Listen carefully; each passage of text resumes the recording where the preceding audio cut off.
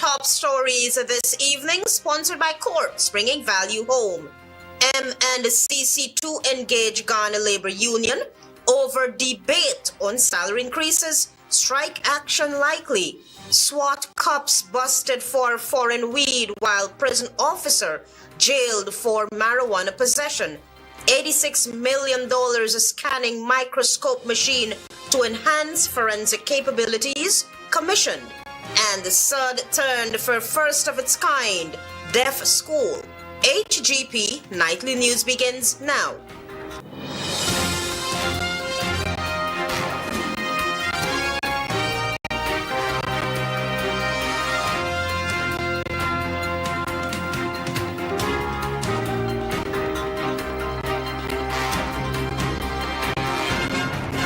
Good evening to our viewers here in Guyana and online. I'm Alethea Grant with the Wednesday, 15th January 2025 edition of the HGP Nightly News. This is what you need to know this evening. A tense standoff between the City Council and the Guyana Labor Union over proposed salary increases has escalated, with the union threatening industrial action. Carice Gonzalez reports. The Mayor and City Council's revenue performance for 2024 has been unpredictable, leading to a tense debate among council members. The inconsistency in revenue flow has prompted calls for salary increases from the city's staff. City Treasurer Ugochi Erdista has proposed limiting any wage hikes until 2024 to address the financial uncertainty. Through the town clerk Candice Nelson, a letter was penned to the Guyana Labor Union surrounding the issue, and subsequently, the union responded noting that they are not prepared to meet with the council to go through the process of vacillation unless the council can say when the increase of salary wages would be paid. The GLU has also warned that unless an agreement is reached, it will proceed with industrial action on Thursday, January 16, 2025, and has informed the Ministry of Labour of its decision. City Mayor Alfred Mentor acknowledged the concerns raised by GLU General Secretary Carville Duncan, emphasizing his commitment to finding a resolution. In an exclusive interview with 90 News, the mayor revealed that he is preparing to draft a letter to the Ministry of Labour requesting the appointment of a neutral conciliator to help resolve the wage dispute and facilitate further talks. If that doesn't work out, when we have that neutral conciliator, the option is also for mediation and then to arbitration. Mentor reiterated that he is not against salary increases, but City Council's focus is on improving revenue collection from delinquent taxpayers. He stressed the importance of addressing issues such as market development, garbage collection, and drainage problems. The mayor emphasized that a collective approach is necessary to ensure consistent revenue flow, especially as some council officers have been failing to carry out their duties. If they were doing their job the way they should and looking after their statutory responsibility to cause the council to be able to get the kind of monies that it needs to get based on enforcing those statutory responsibilities, we would not have been in this position. We want to tie them and lock them in this position and lock the councillors, lock the officers, lock the unions, and lock everyone. All staff must be on deck, or all hands must be on deck in order for us to get the kind of resources necessary to deal with these issues. Despite current disagreements, Mayor Mentor assured city staff that after the upcoming talks with the GLU and the MNCC, the council would make a decision on how to proceed with salary increases. The city's revenue performance in 2024 has been inconsistent, with 92% of expected market fees and 91% of container fees collected. Only half of the targeted revenue from other sources were met. Furthermore, only 58% of the anticipated property tax were collected. In total, the revenues from market and container fees, along with other sources, amounted to $803.2 million, while the property taxes contributed to $1.297 billion. Despite a revenue goal of $3.2 billion for the year, the city fell short by more than $1.2 billion, complicating discussions regarding potential salary increases. I am Carice Gonzalez reporting for the HGP 90 News. Thank you, Carissa. 2 policemen have been busted with drugs, while yet another prison officer has been jailed after he tried to smuggle marijuana in a prison. Travis Chase has been following this story. 2 ranks attached to the SWAT unit of the Guyana Police Force have been busted with just over a pound of foreign marijuana stashed in their motor car. Police Lance Corporal Kevin Thompson and Lance Corporal Dwayne Perry are now under close arrest pending charges. The operation to catch the men happened Tuesday night at Camp and Newmarket Streets just after 11 p.m. It was reported that a police anti-crime patrol stopped the silver Axia motor car and requested to carry out a search on the vehicle. Sources familiar with the investigation have told the Nightly News that the SWAT cops have until now opted to remain silent when questioned.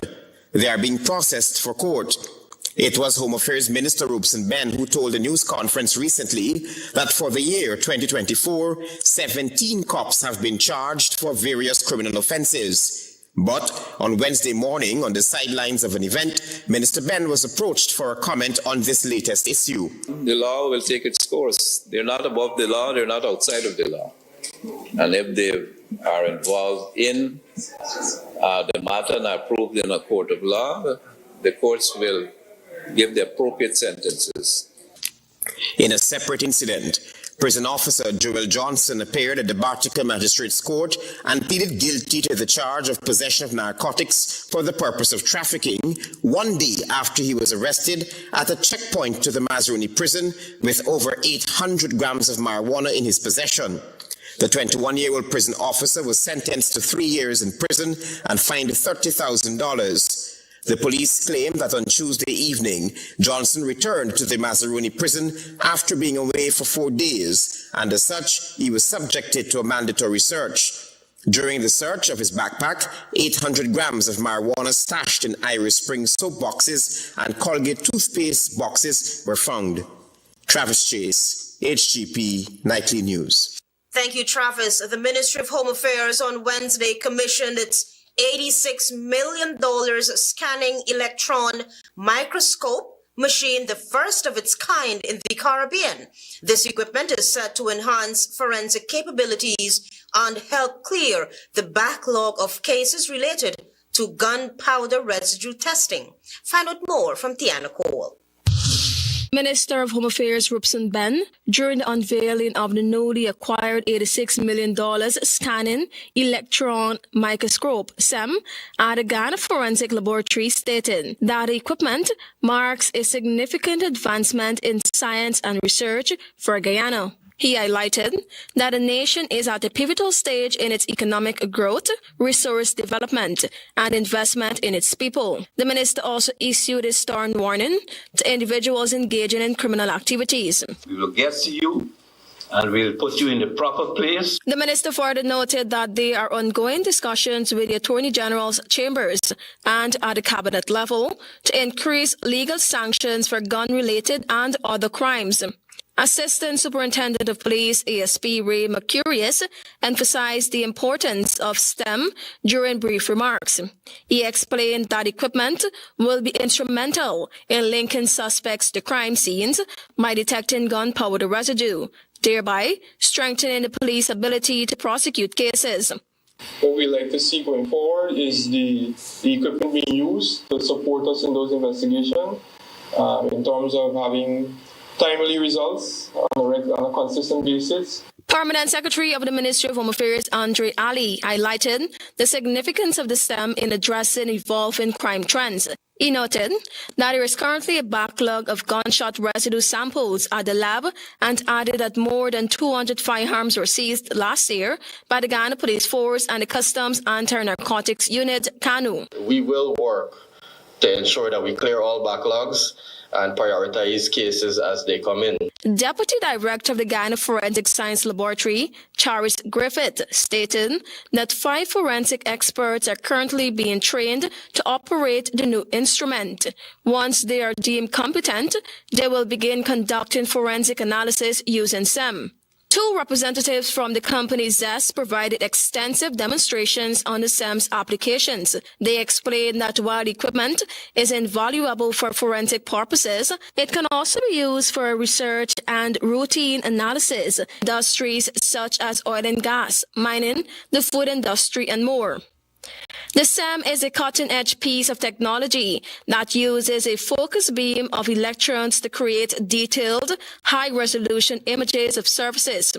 It is particularly valuable in forensic science for detecting microscopic traces, such as gunpowder residue. Tiana reporting for the HGP Nightly News. You're watching the HGP Nightly News. We have more news for you after this break. Stay with us. Welcome to SNL Electrical Inc., where lighting and electrical needs are met with expertise and style. From the latest in electrical lamps to durable cables, circuit breakers, panels, we have it all. Illuminate your space with our elegant chandeliers, stunning crystal lights, and versatile pole lights. Looking to upgrade your comfort? Explore top-of-the-line AC units and our diverse selections of stylish styles. Visit us at 170-180 Thomas Street, Kitty, Georgetown. Discover a solution that not only lights up your world but transforms it. Call us on telephone number 226-3018 or 223-1634. SNL Electrical Inc. powering your life with elegance, quality, and care. Krishna Rock Establishment. No job is too small or too large. We specialize in all types of fabricating, machinery, excavator repairs, rice field pumps, and hydraulic hoses. Visit us at Lot 113, Block CC Monrepo, East Coast, Demerara, or call 220-9624, 616-9416, or 619-7880. At Krishna Rock Establishment, no job is too small or too large. It's a new day with Shilling Oil. A unique blend of natural oils to help ease and soothe the day-to-day discomforts of life. Get relief from muscle and joint pain, headaches, and congestion. Shilling Oil lets you get back to the things you love doing most. Water relief with Shilling Oil. Distributed by Massey Distribution.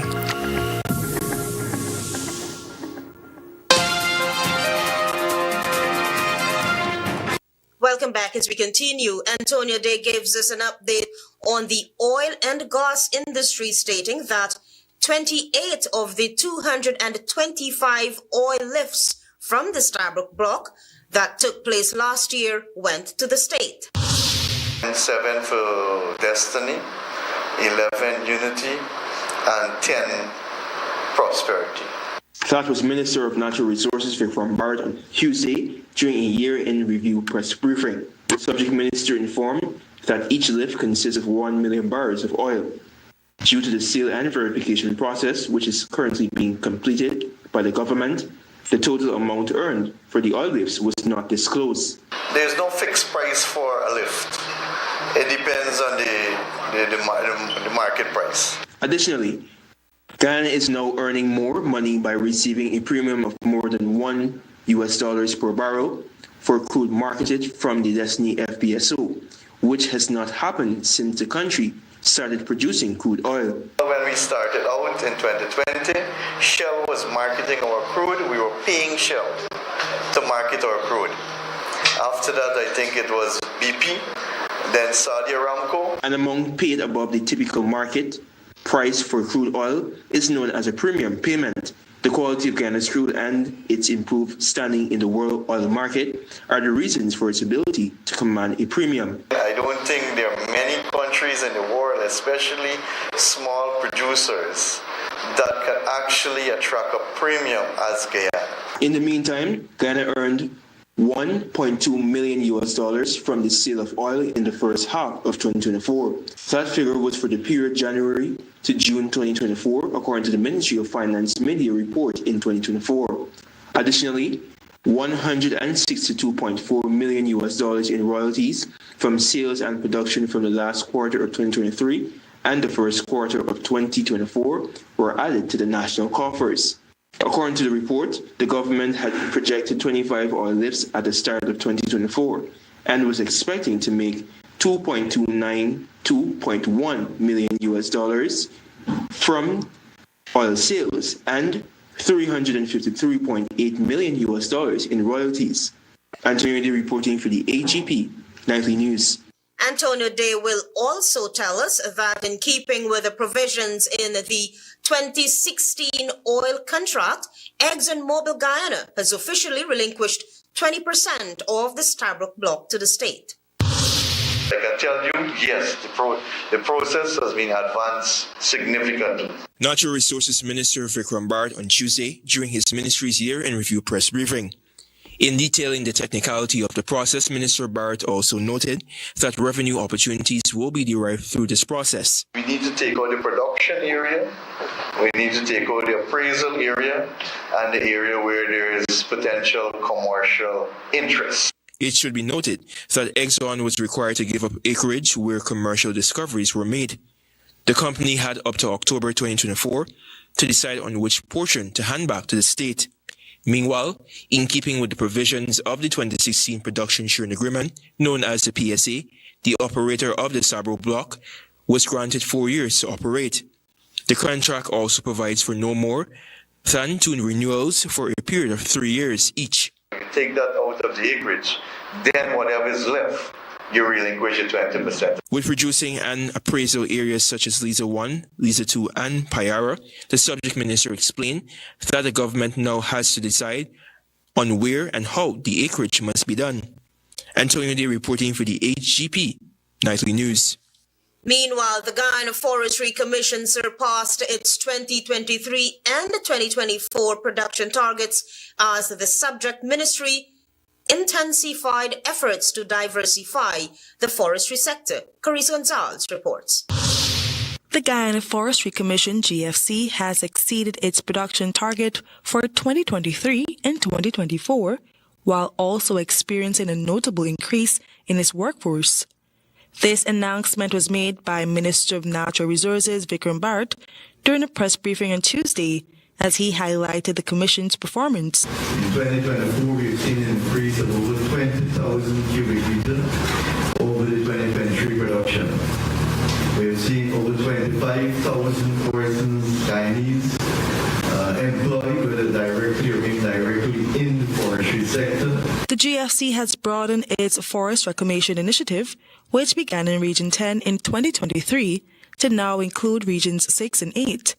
The project focuses on restoring degraded and mined-out areas through the planting of native tree species, contributing to the preservation and rehabilitation of forested lands. Minister Bharat revealed that the GFC is now tasked with exploring new economic opportunities within the forestry sector beyond the traditional practice of tree harvesting. This shift is part of a broader effort to align with Guyana's low-carbon development strategy, LCDS. Moving towards value added and finding alternative economic opportunities in forested communities will significantly go towards reducing deforestation even further while keeping the sector viable. In 2024, 12 new lumberyards and 25 sawmills commenced operations, marking a significant investment in the forestry industry. These developments not only demonstrate the growth of the sector, but also create valuable employment opportunities for local communities, according to Minister Bharat. So it shows clearly that the confidence has been renewed in Guyanese and investors or stakeholders to invest in the forestry sector. Minister Bharat also noted an increase in furniture manufacturing facilities and said several companies are now investing in advanced wood processing techniques, including clean drying. This trend is expected to further elevate the country's forestry sector and enhance the quality of local wood products. Looking ahead, the Guyana Forestry Commission is also investigating the potential for bamboo cultivation as a new avenue for growth within the forestry sector. I am Carissa Gonzalez reporting for the HGP Nightly News. Join us after this break for more news. Planning a cleanup? We can help. Sevon's Waste Management skip bins can be provided for home renovation projects, yard cleanup, or construction project. It's simple. Step 1, give us a call. Step 2, we put down the bin. Step 3, load it up with all of your junk. Step 4, we take it away. That's simple. Bins are also available in various sizes, so there is no job that is too big or too small. Call Sevon's Waste Management today at 218-1455. In today's fast-paced world of modern finance, with its many options and opportunities, you will need good advice and help getting value for your money. Hand-in-Hand Trust is the way to go. From owning your own home or business with our residential and commercial mortgages to drive a new car with a vehicle loan, we'll help you realize your dreams. You can also access investment deposit accounts, share brokerage services, personal trust, thrift and pension plan trusteeship, property management, investment portfolio management, safe deposit boxes, the convenience of our Cambio, Western Union, and Bill Express services. Hand-in-Hand Trust for financial services and more. Helping you get the most out of your financial resources and your life. GCOM is currently conducting a claims and objections exercise to produce an official list of electors OLE.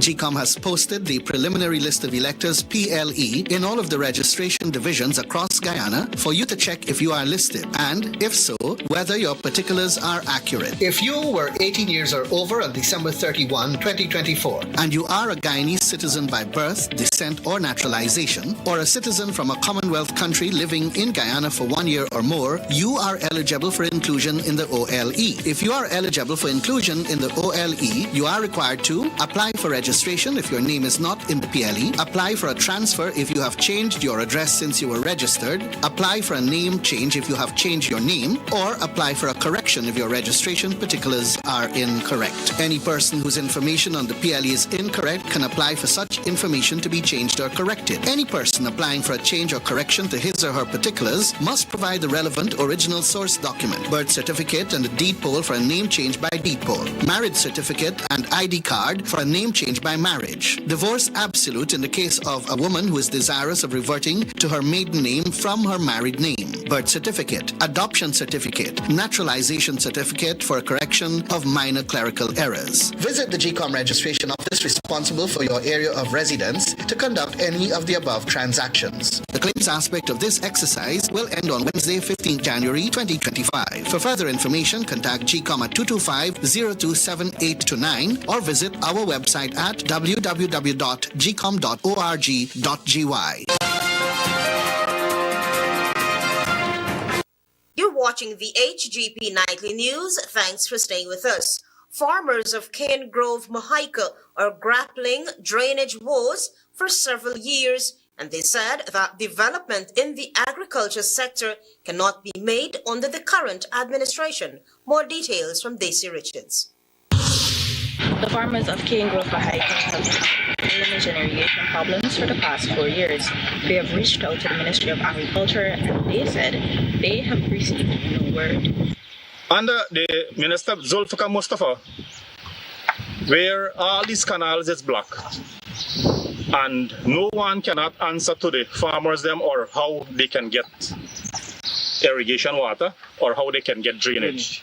That was Lachman Sarju, a rice farmer in the Cane Grove area. He highlighted to this newscast that the Cane Grove water user is allegedly controlling the rains, and it appears as though there is no intention to address the situation. He stated that over 75% of the canals in the area are blocked, and thus prevents drainage for over 2,000 acres of land. Every 3 months a canal being cleaned by NDIA, which is National Drainage and Irrigation, and it going back to the same place. They are of the view that with the current dispensation, no real progress in the agriculture sector is expected. I feel under this minister, Zulfikar Mustafa, we cannot move forward. We cannot move forward as a nation to produce if we are in this direction. Another farmer pointed out that he has recorded a number of losses since this problem began. We got mango in me farm spoiling, and because of the dam condition, I can't access to the farm to take it out to the market. Reporting from Cane Grove, Mahaika, I'm Lucy Richards with HGP Nightly News. Modernize the judiciary and streamline the payment of bail, fines, and maintenance efforts are underway to introduce an e-payment system. Acting Chief Justice Roxanne George announced this development during Law Week 2025. Tiana Cole reports. During the opening of Law Week 2025, Acting Chief Justice Roxanne George highlighted ongoing efforts by the judiciary to implement the much-touted e-payment system. This platform would allow payments for filing cases, bail, fines, and maintenance to be made using bank cards, bank-to-bank transfers, among other electronic payment methods. She further explained that discussions were already held with Attorney General Anil Nandlal and Minister of Finance Dr. Ashni Singh to fast-track this initiative. Hopeful of positive results before the end of this quarter. More especially, as I have noted that the Honorable Attorney General has emphasized the implementation of payment of e-tickets for traffic violations through an integrated system for justice sector partners. The Acting Chief Justice expressed optimism that a platform would transfer the payment processes with significant benefits for women and children. Where the person liable for maintenance is located, once they have access to the internet, they can pay monies through online bank transfers or, for example, by MMG. Attorney General Anil Nandlal, during his weekly program Issues in the News last Tuesday, explained that e-ticketing initiative soon to be launched will include speed monitoring across major highways as part of a broader move to digitize court-related processes. The Attorney General also outlined ongoing collaborative efforts between contractors, technical personnel, and legal advisors to ensure the system is technologically sound and legally compliant. It's a complex exercise because we are moving a process that is manual and that is manual now and paper-driven to one that is completely electronic. He added that images captured by cameras would be analyzed by law enforcement to verify offenses. Tickets will then be issued both electronically and manually to ensure offenders are aware of their court appearance. A public education campaign is set to roll out shortly to familiarize citizens with the new system before it is operationalized. In 2024, the judiciary transitioned to a digital platform with the introduction of an electronic court management system. This initiative seeks to enhance the effectiveness of judges and court staff, improve case management to ensure timely resolution, provide real-time reporting of data and case statistics, and enable effective monitoring and scheduling of cases. Additionally, courtrooms are being equipped with advanced systems for recording and virtual hearings, with transcripts made available to enhance transparency and efficiency. Tiana Cole reporting for the HGP Nightly News. The Ministry of Education on Tuesday turned the sod at Cummings Lodge for the first of its kind deaf school in Guyana. According to authorities, the school will cater to the needs of 30 children. Here is Daisy Richards. The Ministry of Education on Tuesday turned the sod for the construction of the first of its kind school dedicated to children who are deaf. Assistant Chief Education Officer responsible for Special Needs and Development SEND, Dr. Keon Chung, highlighted that this school will add academic value to the children. We have a space whereby deafness, deaf culture can be blossom and grow this capacity here. It's not only intended to be a school, but Sabine, we spoke about the possibility of being a resource center in a space where deaf youth can congregate. The project is valued at $194,472,570 and will be constructed by Superior Supplies and General Construction. It is scheduled to be completed within a 9-month time period. The facility will cater to 30 learners who are deaf. Minister of Education Priya Manik-Chan in her brief remarks acknowledged that the school, quote, is a testament to the government's inclusivity and equal opportunities for all learners, unquote. The minister commended the Deaf Association of Guyana for work done over the years. It was noted that the Cyril Potter College of Education will incorporate deaf education into its curriculum, and the young people enrolled in the SEND program are now candidates to become teachers. The school will be located in Cummins Lodge. For HGP Nightly News, I am Daisy Richards. Stay tuned for regional news. GCOM is currently conducting a claims and objections exercise to produce an official list of electors, OLE. If you were 18 years or over on December 31, 2024, and you're a Guyanese citizen by birth, descent, or naturalization, or a citizen from a Commonwealth country living in Guyana for 1 year or more, you are eligible for inclusion in the OLE. GCOM has posted the preliminary list of electors, PLE, in all of the registration divisions across Guyana for you to check if you are listed, and if so, whether your particulars are accurate. If you have changed your address since you were registered, you need to visit the GCOM registration office responsible for your new area of residence to apply for a transfer. Wednesday, January 15, 2025 is the last day you can apply for a transfer during this exercise. For more information, contact the GCOM on 2250-278-9 or visit www.gcom.org.gy. Interested in honoring or paying tribute to a loved one, or just making a loved one feel special? HGP TV offers you all that and more. Air your birthday greetings, death announcements, and wedding anniversaries on HGP TV today. HGP TV offers affordable prices, convenience, and great services. Call us on 220-3660 or email us at sales@hgptv.com.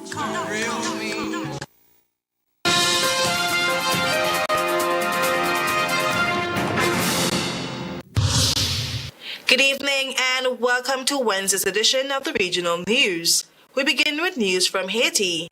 More than 1 million people, over half of them children, are now displaced within Haiti, where gang violence continues unabated despite the start of a United Nations-backed security mission last year.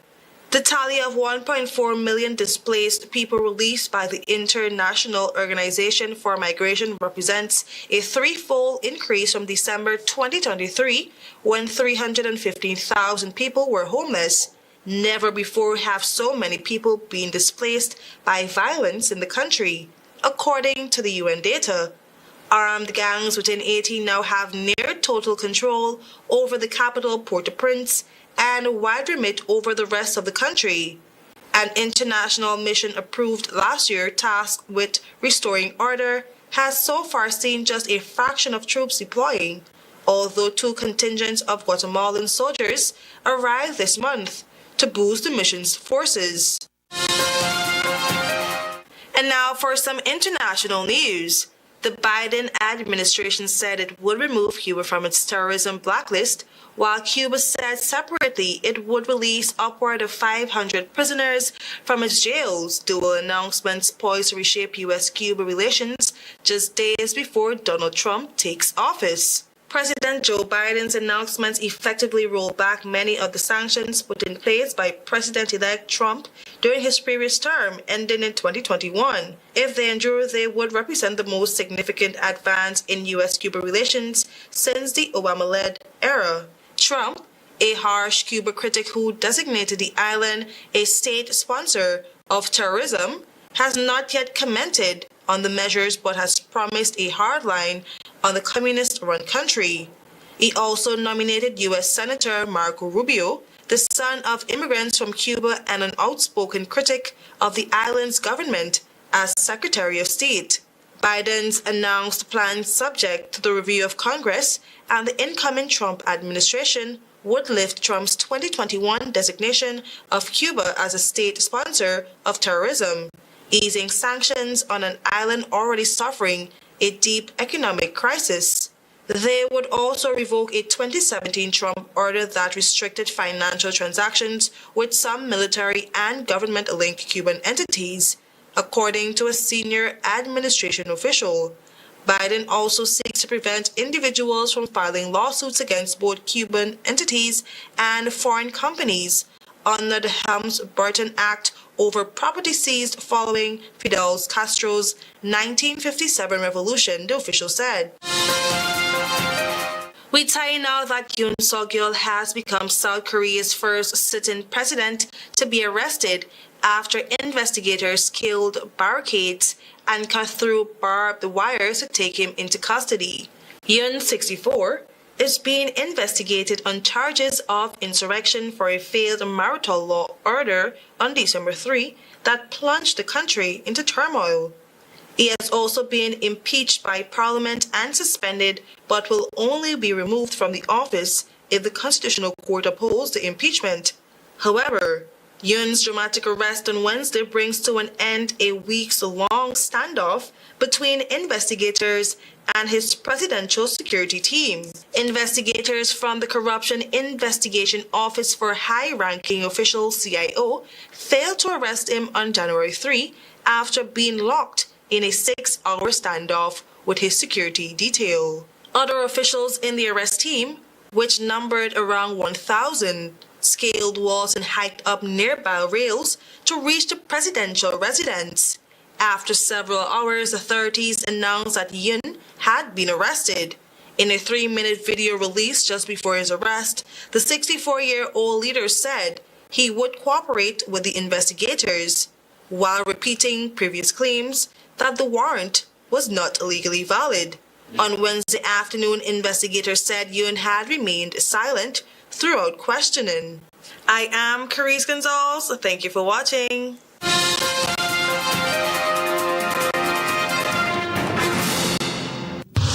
MNCC to engage Guyana Labor Union over debate of salary increases. Strike action likely. SWAT cops busted with foreign weed while prison officer jailed for marijuana possession. $86 million scanning microscope machine to enhance forensic capabilities commissioned, and sod turn for first of its kind deaf school. Those are all major headlines for these stories and more. Please go to our website. It's www.hgptv.com. I'm Aletha Grant. Thanks for watching.